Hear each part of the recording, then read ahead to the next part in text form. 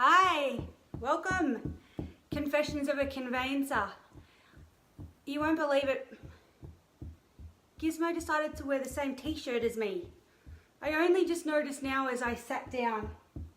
You got the Mimo. Gang, I am so excited about what I'm going to talk to you about today.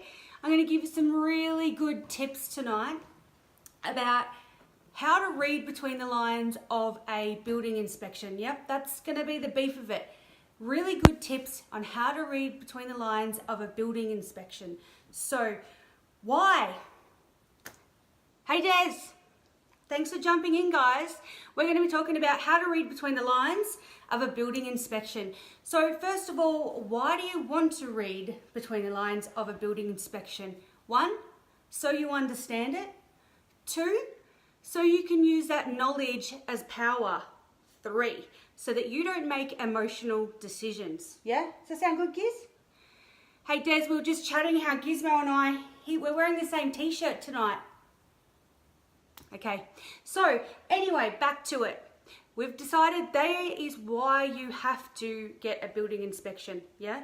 So why do you need a building inspection? A lot of people say to me, I don't want to waste the money. Why do I need to get a building inspection? And the top 3 excuses that people tell me why they don't want to get a building inspection report is 1, the property's brand new. 2, it's only a small unit. Or 3, it's recently been renovated. Alarm bells, honestly, alarm bells. So let me tell you why alarm bells. I'm just going to put this statement out there and let you sit on it for a little while. A really good building inspector will find something wrong with every single property. I said it. Every single property. I'm talking about if it is brand new, it doesn't matter. There are still things that a building inspector will find wrong. I promise you. Some new building companies actually get a building inspector through before they do a handover as risk management because they guarantee things will be found. All right, so take that on board. We've just decided and we know now that a building inspector will find something wrong with every single property. So you know now you've got to get that building inspection. But now you've got the building inspection and here's the maze. This is the tips that I'm going to give you to read between the lines of what this building inspection says. Because it's long. There's 20 pages, it's got pictures, it's got lingo, it's got disclaimers. I'm going to break it down really simple for you how you read this report. Yeah, good point, Amanda. Very good point. Yeah. Exactly. I'm going to get back to that. So thank you for Amanda for bringing that up. I'm definitely going to get back to that.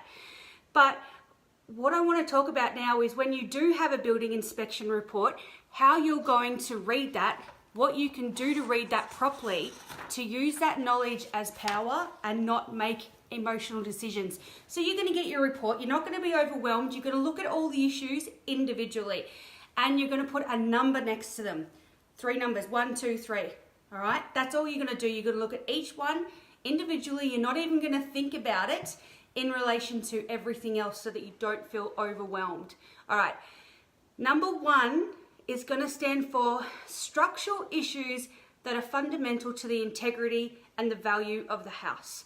So we're talking things like the house is going to fall down. There's holes in the foundations. Major structural issues that ring alarm bells. They're our number 1. So you're just going to go through and you're going to put a number 1, that's it. Yeah, and then you're going to move on to the next issue, get rid of that in your mind. Number 2 are going to be structural issues that are fixable, but they do devalue the house. So we're talking things like dampness, poor ventilation, bad plumbing, bad electrical, home renovations. This is a huge one, home renovations. Ever since the block came out, everybody thinks they can fix everything themselves and they can do it in a weekend. Well, guess what? You can, but it isn't going to last. If you don't get someone that's qualified, you need to spend a bit more time than one weekend doing everything. So just be wary of the home renovator. Oh, I'm sideways. Sorry. Am I back to normal now, everybody? Oh, I've gone sideways. Hold on, gang.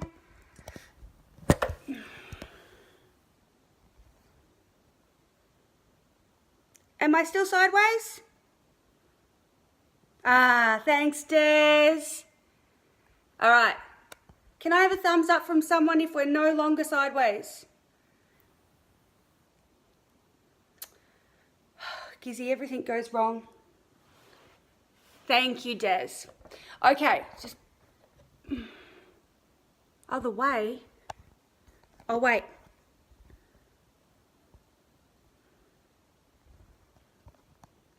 All right, gang, I'm really sorry. I'm so sorry we had phone malfunction. So I'm going to do it this way. Sorry, stay with me. You can still see me. I'm allowed to have malfunctions, aren't I? I mean, look at this malfunction. Gizzy and I wore the same outfit. How's that for a malfunction? Anyway, back to it. So just to recap, yes, the same t-shirt. He's not impressed. So just to recap, we've spoken about why we need to get building inspections. Then we said we've got our report and we're narrowing it down to 3 different categories. So you're going to get a pen and we're going to, I blend in with the couch. And you're going to get a pen and you're going to write next to each of those issues on the inspection a 1, 2, or 3. Okay, that's it. Number 1, your house has fallen down. That's pretty obvious. The building inspector's probably actually going to ring you and say, hey, no, don't go there. So that is number 1. Now, number 2, this is the one where it's a little bit grey and you need to really sit there and think about it a little bit. Gizzy's not on the camera, so he's left. That's how he is. If I'm not going to be on the camera, Mum, I'm out of here. So, number 2, that's where you go through and they're issues that are fixable, but they still affect the value of the property, all right? So, ventilation, drainage issues, poor electrical issues, the home fixer-upper who might have done some nice painting but it really doesn't look that good underneath. So there are our number 2s. Number 3s are maintenance issues. Hi Paul, thanks for jumping on. Number 3 are maintenance issues. So this is why I said that a very good building inspector will find something wrong in every single property because he will list maintenance issues. He might say the bathroom might need resealing in 5 years. That's a maintenance issue. He may say, oh, some of that shrubbery is getting a little bit close to some of the vents. In a couple of years, you're going to have to move that. That's a maintenance issue. So you've gone through and listed them 1, 2, and 3. Number 1, fundamental structural issues. 2, issues that you can work with that devalue the property, but if they were fixed, you still want to buy it. And 3, maintenance minor issues. One of the issues would be, this is a common one, you need to put a battery or hardwire the smoke alarm. That's not a number 1, that's number 2, that's a number 3, all right? So we've gone through and we've established 1, 2, 3.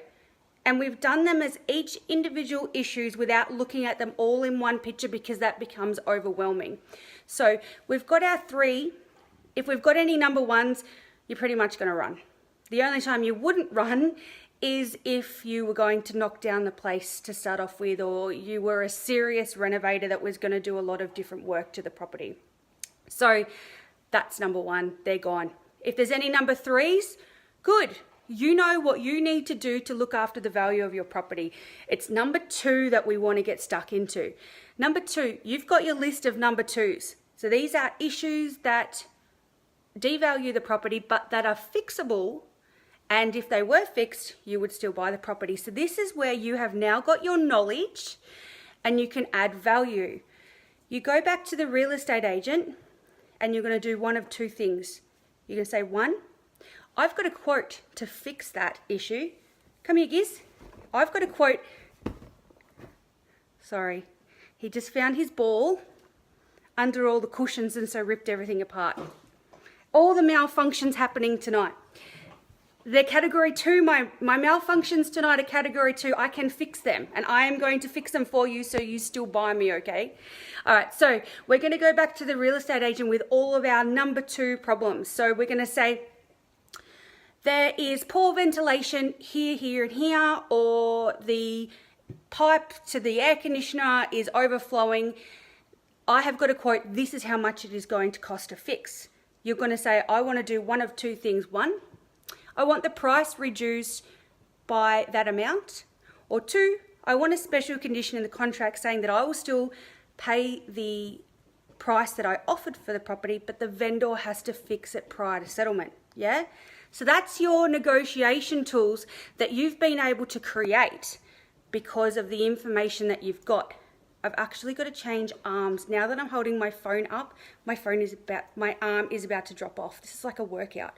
So thank you for sticking with me through my malfunctions that are category 2 only. Okay, so just to recap what we've spoken about tonight, to read between the lines of a building inspection report, you simply look at each issue, put them into 3 categories. Number 1, fundamental structural issues that you want to walk away from, you don't want to buy the house. Number 2, issues that you can address and that you're going to use that information that you understand not to make an emotional decision, but then talk to the agent about it. Now, if you have anything that's in number 2, before you speak to the agent, what I highly recommend you do is speak to the building inspector. They have invaluable knowledge about it, and sometimes when you speak to a building inspector, you may then turn that number 2 into a number 3, or sometimes a number 1, but mostly into a number 3. A classic example is, I've sometimes said, have you spoke to the building inspector about that issue? They ring him up and he says, oh, that'll cost you $12 from Bunnings to fix that, and this is what you do. Well, that's a no-brainer. You're not going to waste your time with that, yeah? So that's a really good idea to do. Number 1's no. Number 2's negotiate, power, knowledge. You're not making decisions based on emotions. Number 3, maintenance, amazing. You know what you've got to do in the future. So now that we've established all that, they're the keys to reading between the lines to be able to interpret a building inspection report to make it work for you. But just before I go, I just wanted to share a little bit more information about building inspectors. So the building inspection industry standard, it isn't that great. I'm going to be honest, they're the first to admit it. We have some building inspectors that are very highly qualified and some that are not. So the industry standard actually uses the words, it's suitable qualifications. That's the actual word. So that can be interpreted in many ways. So when you are choosing a building inspector, ask them, what qualifications have you have? Because you would be very surprised to find that a lot of them are not actually licensed builders. That's right. Some of them could have done a 6-month TAFE course and they're a building inspector. So really make that information and ask those tough questions before you go ahead and engage them. So, gang, I've hit you with a beefcake of information today, but it's about these really challenging topics in a world of almost dull and overwhelming information, breaking it down into small steps that we can manage or you can manage, and that then helps you feel empowered in knowledge and you're not making emotional decisions. So this is also really helpful information for if you're selling a property, because you know what's going to happen on the flip side. You know what's going to happen when a purchaser goes through the property with their building inspector and what they're going to find, and you know full well how you can approach that. You yourself can say, hey, can I have a look at that report? I'm going to categorize them 1, 2, 3. Yeah? And if you are being super prudent on top of everything, you as a vendor might like to get your own building inspection and have that available for the purchasers. Why? Because you can go through those categories before anybody has even looked at your property, and you can address those problems. So if you find a couple of number 2s in there, you can fix them before anyone's even looked at the property. Amazing. And then when they look at the property, you've got an inspection report that you will give to them for free. They're saving money. And it'll help your process so much faster because you've already eliminated those risks. So some really good information there. Look, if you found something helpful here, go ahead and share it out. Yeah, I'm sure there's someone else out there that could find it helpful as well. It's all about knowledge, power, and not making emotional decisions. So while I'm looking around is because Gizmo has just lost his ball under the couch and he's actually now trying to kick the couch out of the way. Look at this face. Mom, I cannot find it. All right, guys, I'm out. But before I go out, I have to finish with my own personal confession. This one does not involve clothing. This one is a little naughty secret I like to do is I really like to have a glass of wine in the shower. Does anyone else do that? Like, it's been a really long day and I just want to chill out and I just want to have a shower at the same time. So I'm just going to take my wine into the shower, have some quiet time. No one needs to know. I'm not an alcoholic. It's just, we just like to do these things all at the same time, yeah? Gang, thanks for joining in. I hope you found it really useful. Lots of really good tips in there to get you thinking until next week. Share it out. I'm sure there's someone else there that can really benefit. And thanks for joining in. See you.